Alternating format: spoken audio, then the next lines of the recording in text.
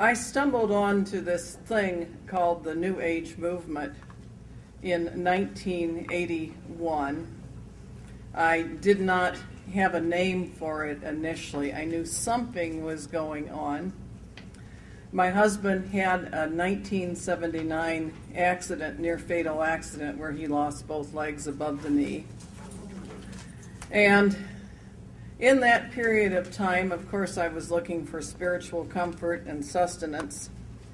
And the nearest thing to me was a bookstore across the street from one of my downtown Detroit offices in the Penobscot building called Cokesbury Books.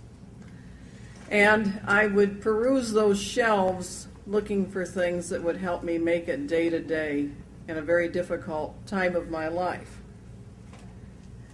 I found books that did, some very solid books that got me from one day to the next. And then I found a line of books that had a very different of theology. And they were saying things like we could worship God and call him Buddha. We could worship God and call him Krishna. God's ways were not our ways, and his thoughts were so much higher than our thoughts. Perhaps these were just different manifestations of God to different cultures. And I remembered passages about religious apostasy. And I started analyzing some of these books, and they carried a political agenda as well as a religious deviation. And one day I just bought a pile of those books and took them home and analyzed them for common elements. And I still remember the books I initially bought at that Cokesbury Detroit bookstore. When Religions Change, Hope for the Future, I believe by a Charles S. McCoy, who was a professor of the Graduate School of Theology in Berkeley, Graduate Union School of Theology in Berkeley, California. There was Toward a Human World Order by Gerald and Patricia Mischie, who purported to be Catholic. There was a book called Rich Christians in an Age of Hunger by Ron Sider, who was supposed to be an evangelical Christian, Baptist, teaching at a Baptist seminary. And there were a couple of others. And I took them and I analyzed the common elements, and I was somewhat puzzled. Where were they getting this stuff? And I didn't start putting it together until I found a book by a Los Angeles author called The Aquarian Conspiracy. The author was Marilyn Ferguson. She died last October of a heart attack, and she's no longer with us. Marilyn Ferguson saw as signs of hope, signs that I saw as something less.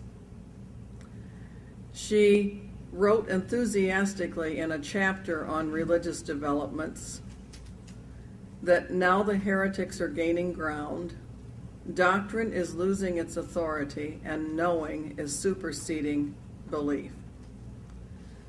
And she was talking about some spiritual developments that would enhance people's frame of mind to accept their political developments. She quoted from a book called The Aquarian Gospel of Jesus the Christ, which I tracked down the next day at the same Methodist bookstore. And analyzing that book, I found some real surprises. I discovered that Jesus had studied at the feet of pagan masters, and so did his cousin John the Baptist. And the book was written in very clever English, biblical style English, very similar to the English that appears in both the King James Bible and the Douay-Rheims Bible. If you didn't know the real thing, it could have been a convincer. And the Aquarian masters sitting in council in the preface to this book had given the answer to some universal questions. Was Jesus always the Christ? Well, their answer was no. Jesus was not always the Christ. Edward wasn't always the king. Lincoln wasn't always the president. Jesus was not always the Christ. He had earned the degree Christ by a life of strenuous service and equipping himself to receive the Christ consciousness. Well, just who were these Aquarian masters sitting in conference? And I remembered some scriptural passages that in the last days some shall depart from the faith and give heed to seducing spirits and doctrines of devils. And I started suspecting that maybe this age of Aquarius was not about a time of peace, light, and love. It might be of a time that was somewhat less pleasant for those of us who did adhere to the faith. I got over to chapter 14 of that Aquarian gospel. And John the Baptist was having a conversation with his pagan mentor. And he said, these books are so wonderful, these precepts are so sublime, the Bhagavad, the Upanishads. Why do we have need of any further revelation? So his pagan master explained to him, he said that whenever mankind entered certain phases of his development, he would need some help to take him across those rocky shoals. And that the Hebrew Bible with its Psalms and Proverbs in its proper place had been given for that purpose. Said, but now the day star from on high begins to shine, and Jesus is the flesh-made messenger to bring this light to man. Didn't stop there. Then went on and said, but in the ages yet to come, man will attain to greater heights, and greater lights will be needed and sent. And I wrote in my margin a neat trick. It said, and finally at last, a mighty master soul will come to earth to light the way to the throne of perfect man. I have to add that the Ullman series was running on television just about that time. And you felt like ducking into the nearest church daily for spiritual protection from what they were talking about. Marilyn Ferguson described a political social movement that was big, and she at one point referred to it as the movement that has no name. She said that people that were into this thing communicated with each other with code words and signals, and that if they ran into any hint of opposition, they would quickly clam up because their ideas had been too easily misunderstood in the past with things like the Crusades against the Albigensians, the putting down of witchcraft in Europe, so on and so forth. Well, I had to learn more about it, and I had studied in analyzing these books a common vocabulary, which I assumed were buzzwords. I assumed correctly. Things were done holistically. We didn't live on Earth. We lived on this very crowded planet called Spaceship Earth, and a tiny little global village. We all had to undergo this mysterious transformation, which was basically going into an altered state and getting possessed. I don't know how more bluntly to put it. Because the planet was just too small, too crowded for our formerly divisive religious beliefs.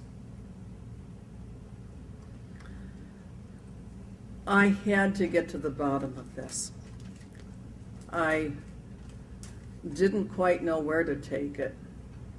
If the movement was 1/10 as big as she claimed it was, we had some serious issues.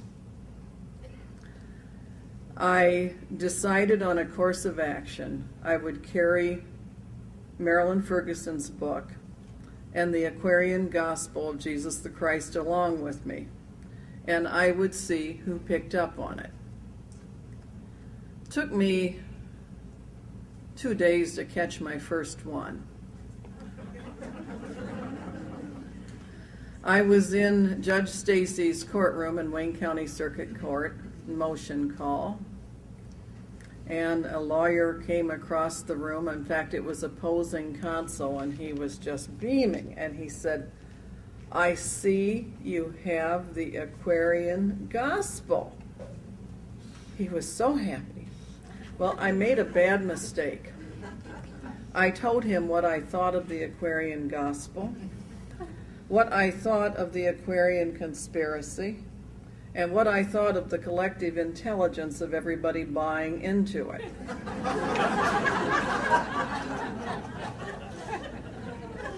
His face fell, and he said, "Well, that's my wife's thing. I don't know very much about it." I decided I'd better switch tactics and be cool, as they say. So I continued to carry the books with me. The next person I ran into was not into it. He was into the political scene. He was running for Detroit Common Council, and he told me. And frankly, after I found this stuff, I could care less about anybody's political campaign. It made everything I was doing with the National Association of Women Lawyers look inconsequential. It made everything that was going on in the political world look inconsequential. Back in those days, I knew just about every important politician in the state of Michigan on a first-name basis. And suddenly, what we were doing there looked trivial to me. And anyway, this person approached me on the street, said, "Hi, Connie," and then said he was thinking of running for Detroit Common Council. And of course, I gave him some encouragement, polite encouragement, and said, "Let me know if there's anything I can do." And it was probably insincere because I did not have anybody's political campaign on my mind. I was being polite. A couple weeks later, I get a telephone call, and he was going to run, and he was going to have a coming out party, and he would and his wife would love for me to join them the evening before he filed. And I said, "Fine, I'll try to make it." I was on my way to a church service. I wanted to curl up under that altar again so I could escape these evil currents that were obviously taking place. And on my way down the freeway, I had this thought, maybe you should go to that party.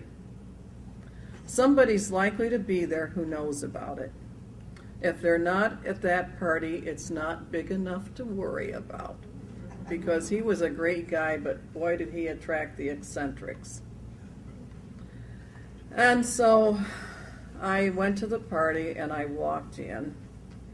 And he introduced his campaign manager, who was a woman he personally had introduced me to 14 years earlier. And it was a woman I had had a strange conversation with when my husband was being released from the hospital. And she said, she told the crowd addressing them, she said, "When you see Al, you are to visualize him in the councilman's chair. In your mind, he is already to be councilman." She said, "And through your act of visualization, you will gain the cooperation of the higher powers of the universe, who will work to bring your vision into manifestation."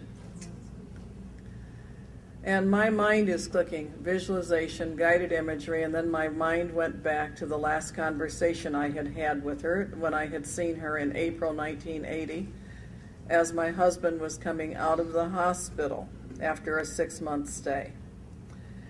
And I remember we were in the Penobscot building with my then young assistant lawyer, and she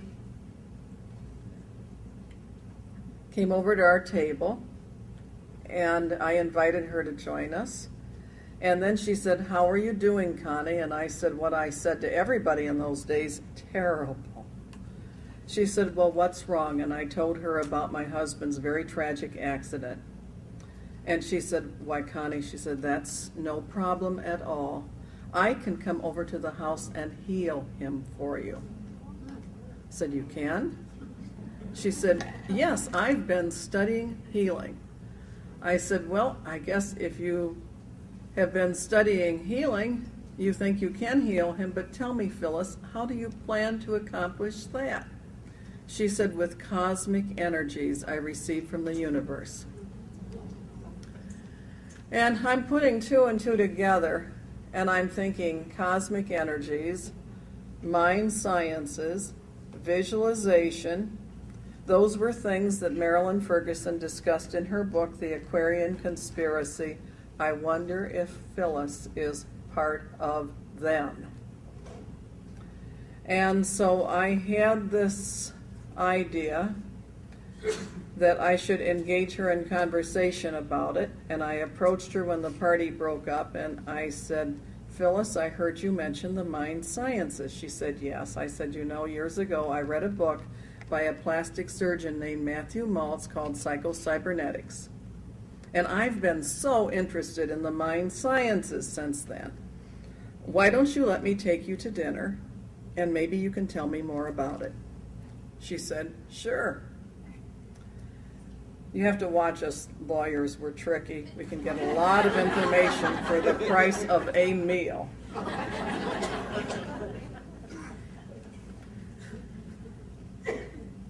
We headed to a delicatessen, and she was very careful to order the Red Zinger teas. She'd lost 20 pounds. She looked gorgeous. I'd found them.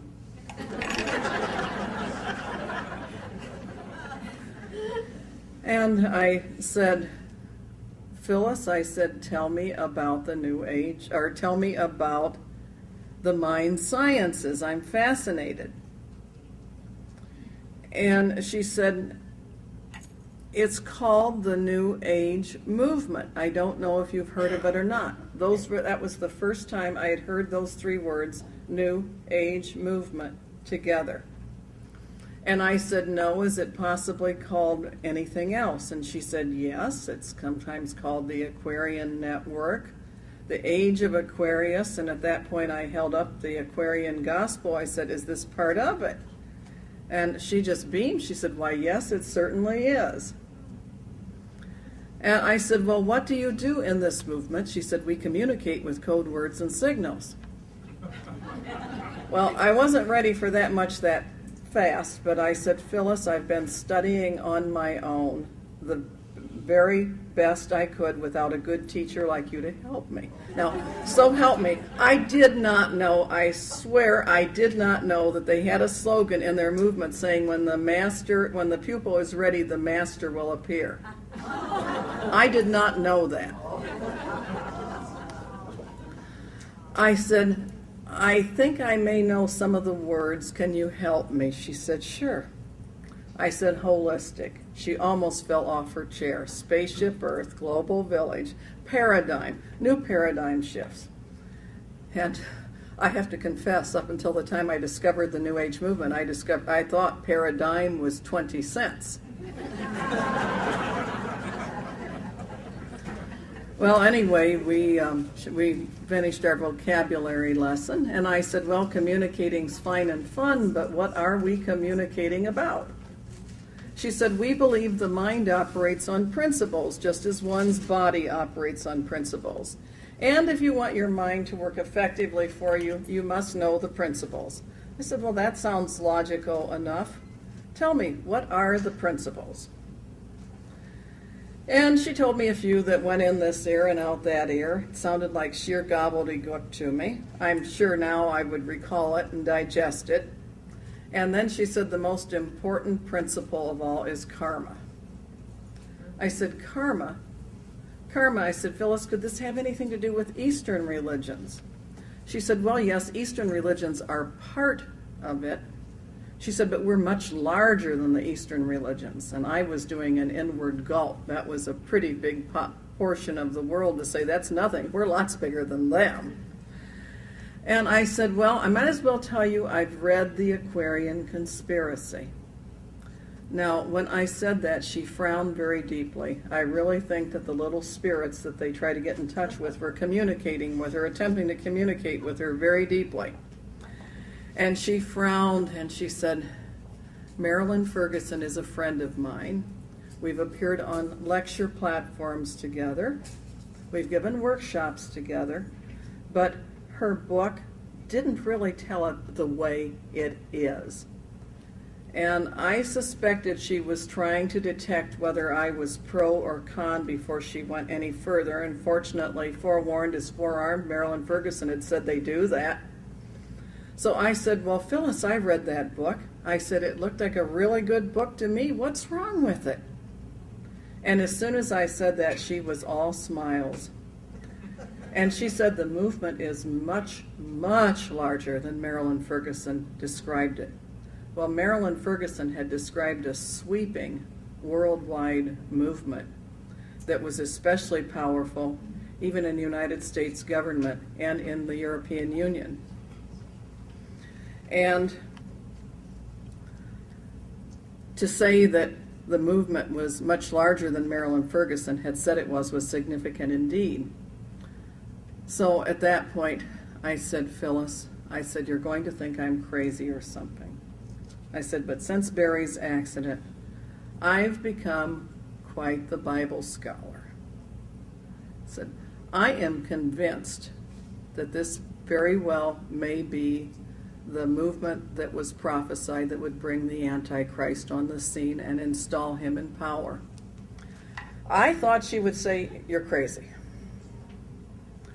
She didn't. She still thought I wanted to run off and be a soldier in the Aquarian army.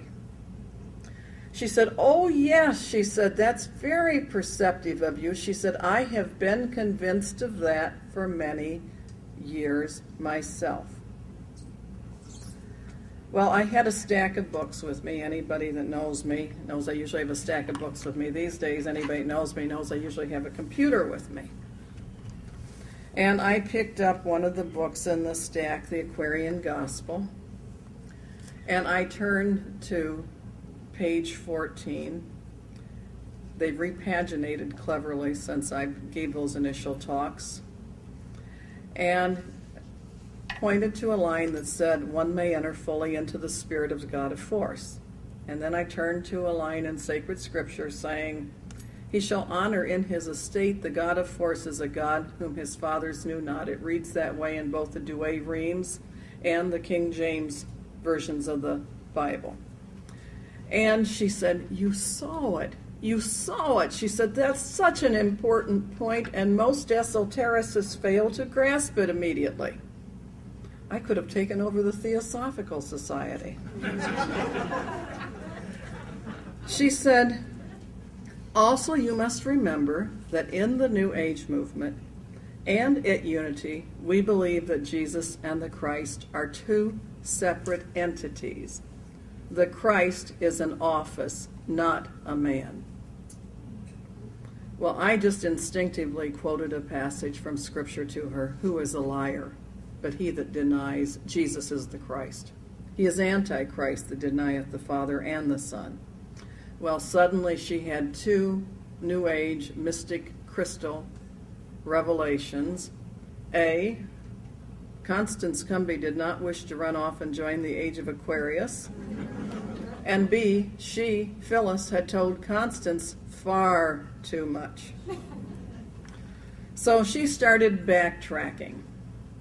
And she said, you know, Connie, she said, it's very difficult for me to talk with you. I have received a vision of light. She said, you should pray for wisdom that God would show you the hidden meaning of these scripture passages. Now, there is strong admonitions in Scripture when Satan appears to you, he will appear as an angel of light. And these folks all think they're seeing lots and lots of light.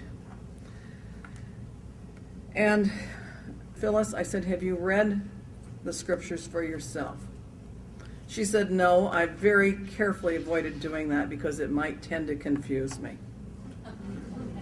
I said, well, let me tell you something. I said, I have. I didn't find all that contradictory stuff in there. I said, matter of fact, the further I read, the more I nodded in agreement. I said, I said, there were a couple things. I might like to talk to St. Paul about one of these days. But I said, they're not important. And she started laughing, and she said, my father was a minister. I know what you mean. And our food arrived. And I'll tell you, I can keep my priorities straight. I was not going to let the devil, the Antichrist, all the forces of hell interfere with a good meal. I was happily biting into my food, and I looked across the table, and Phyllis was not happy.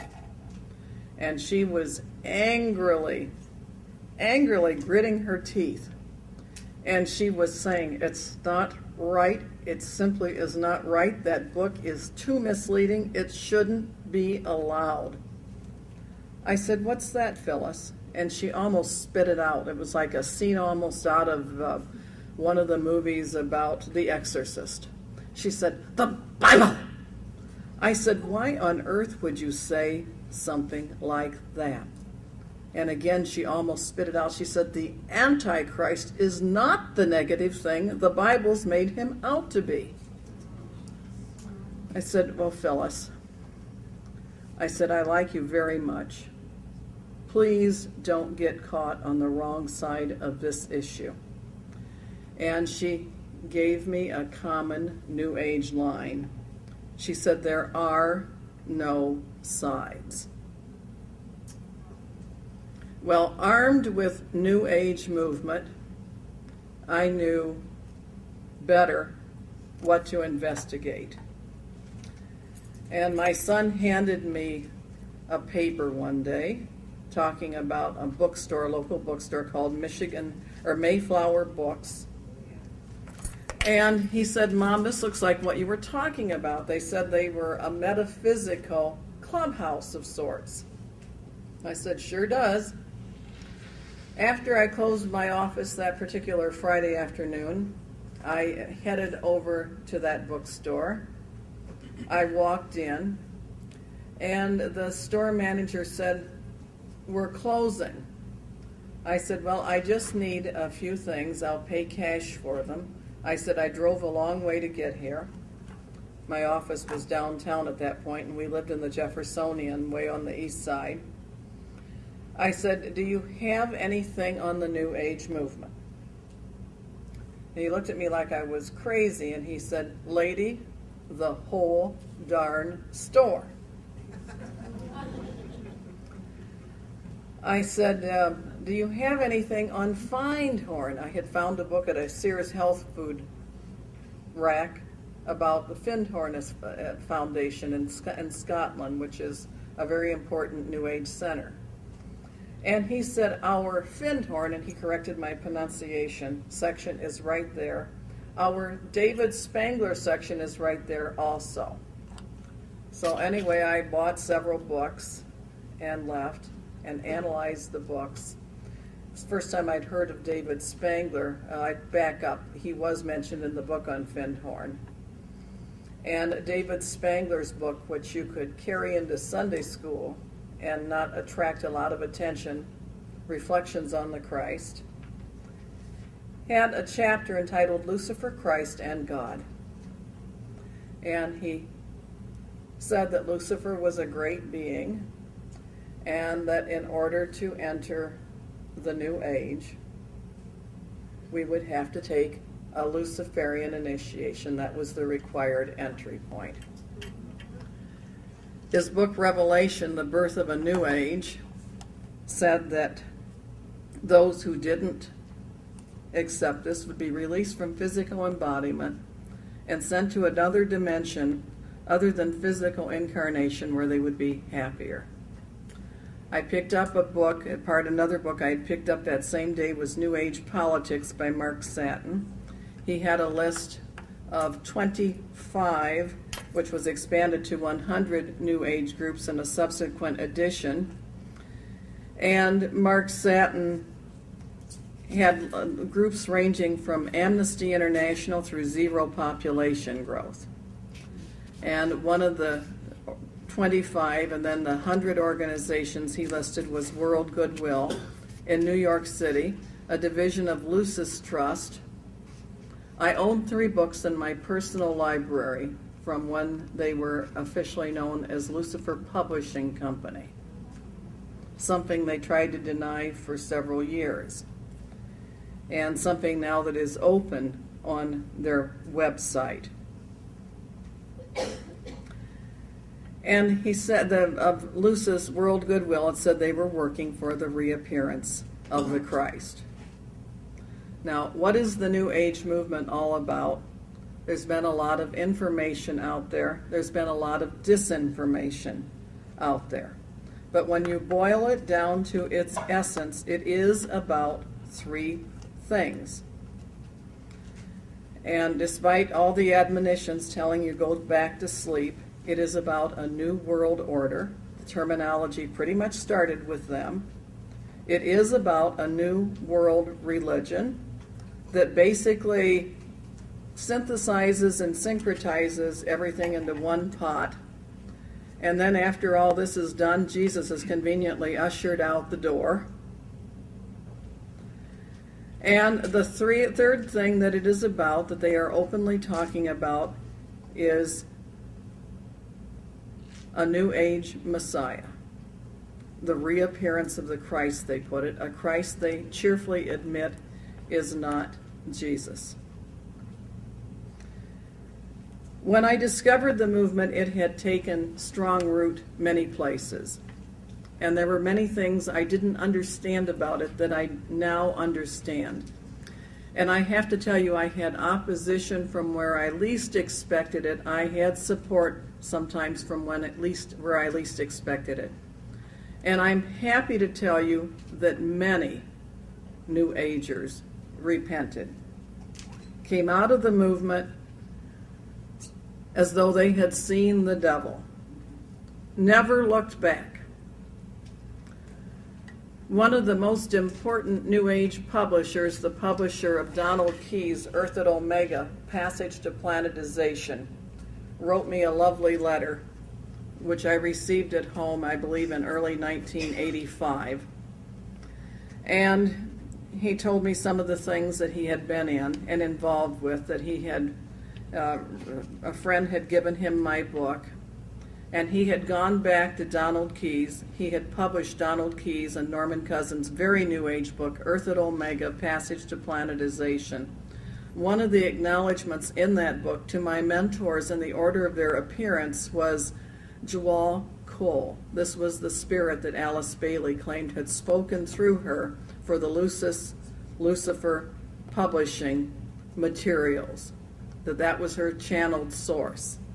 And he had been an administrator of Lucis Trust in New York, as well as a president of World Federalists, and also SANE, the anti-nuclear group.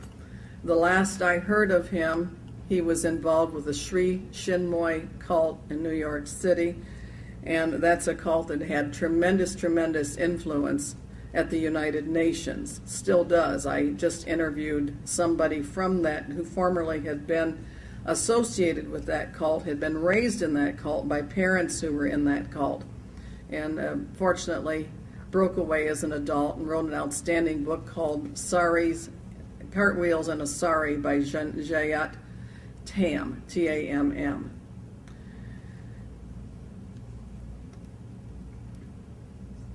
Donald Keyes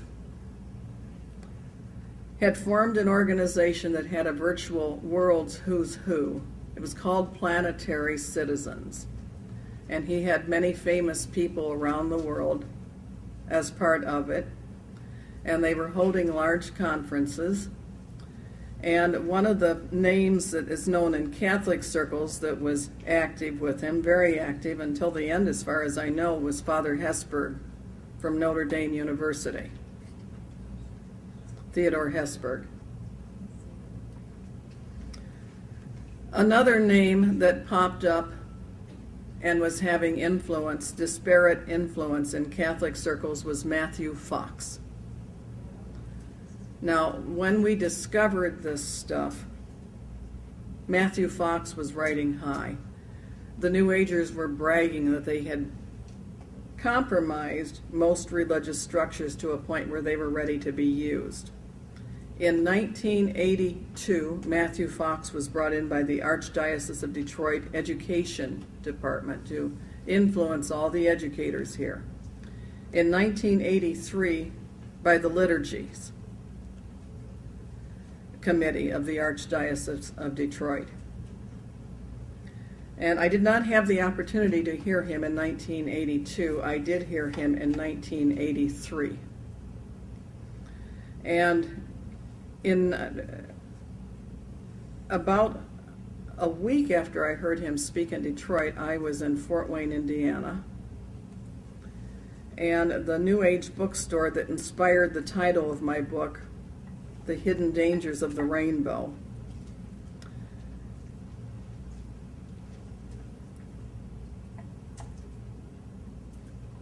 the bookstore I visited at Thanksgiving time 1983 was the same bookstore I had visited in 1981, but they were now at a new location. People had gotten wise to part of their agenda, and cash flow wasn't quite as good as it had been. And there was a paper in there called Circle Network News. There was a large headline said, "Starhawk teaches at Holy Names."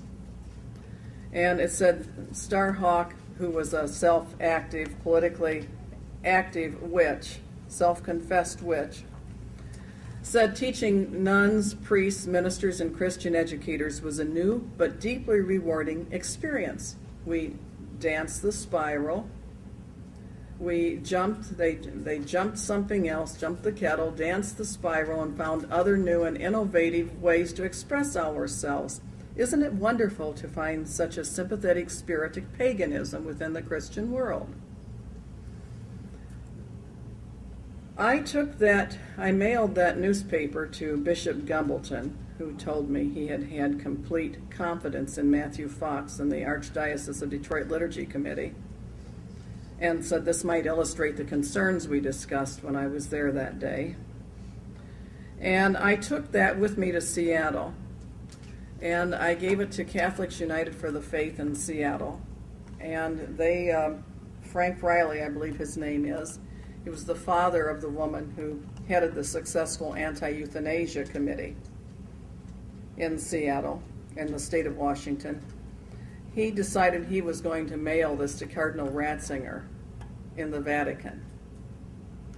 And Cardinal Ratzinger opened the file on Matthew Fox, and it took several years for the investigation, but in 1988, Matthew Fox was ordered silenced for a year.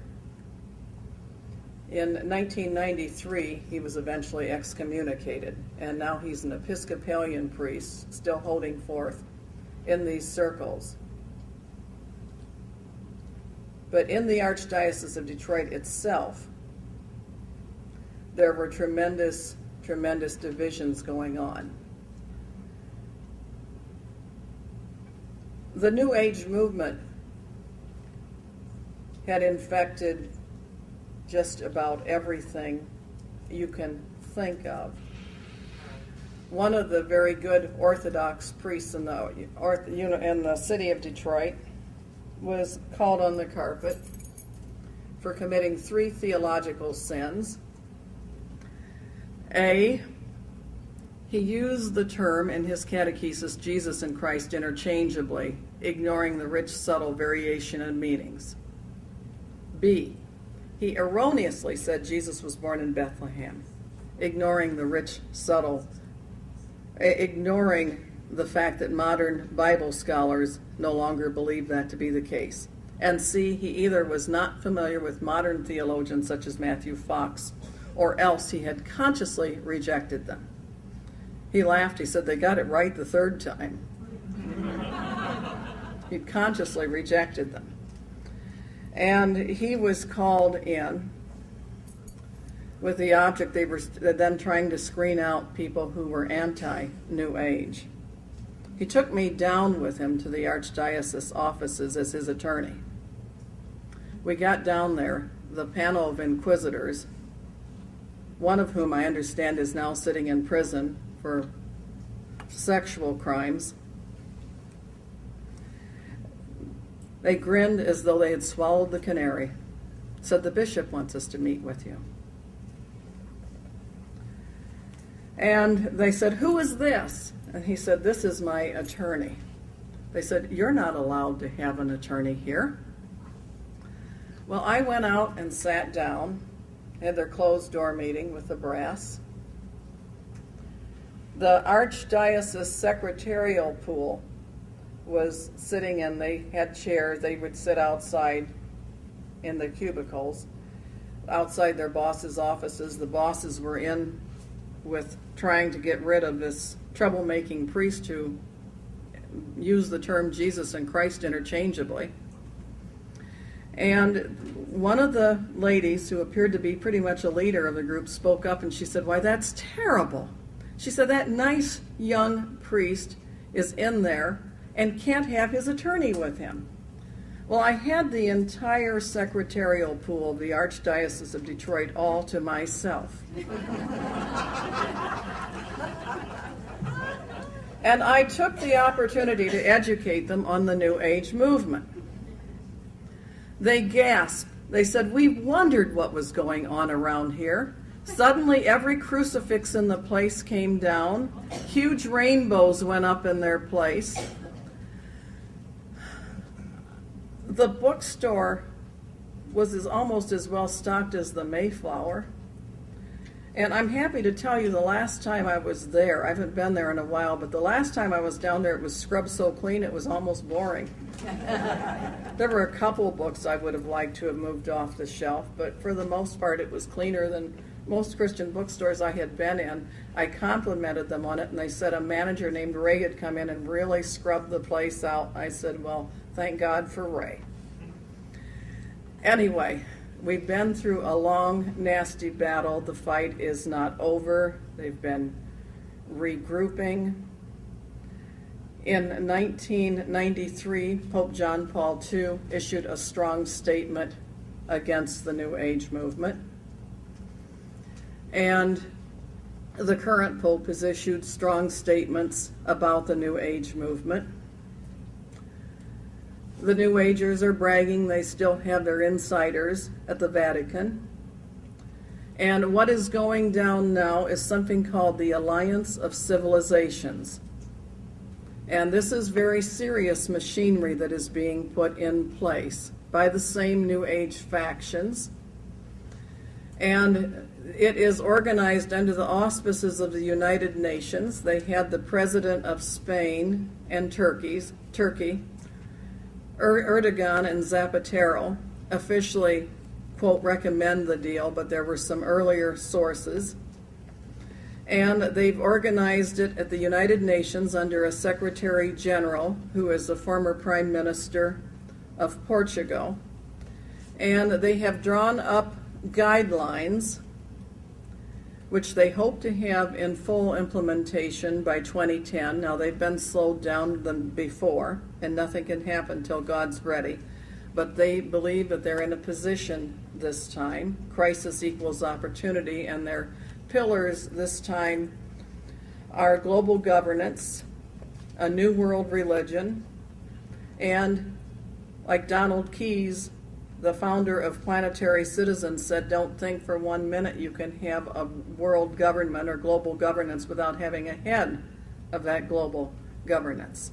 And they're still pointed to some very serious things.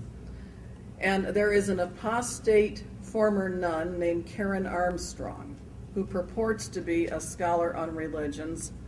She hates God. She hates Christianity. And she's been very vocal about it. And this religious exclusivism, these Christians saying Jesus is the only way, just has to stop. And what they have set up is a group of friends. When they say group of friends, it doesn't mean a committee of people that are for it. The group of friends means countries who have subscribed and are on board by treaty.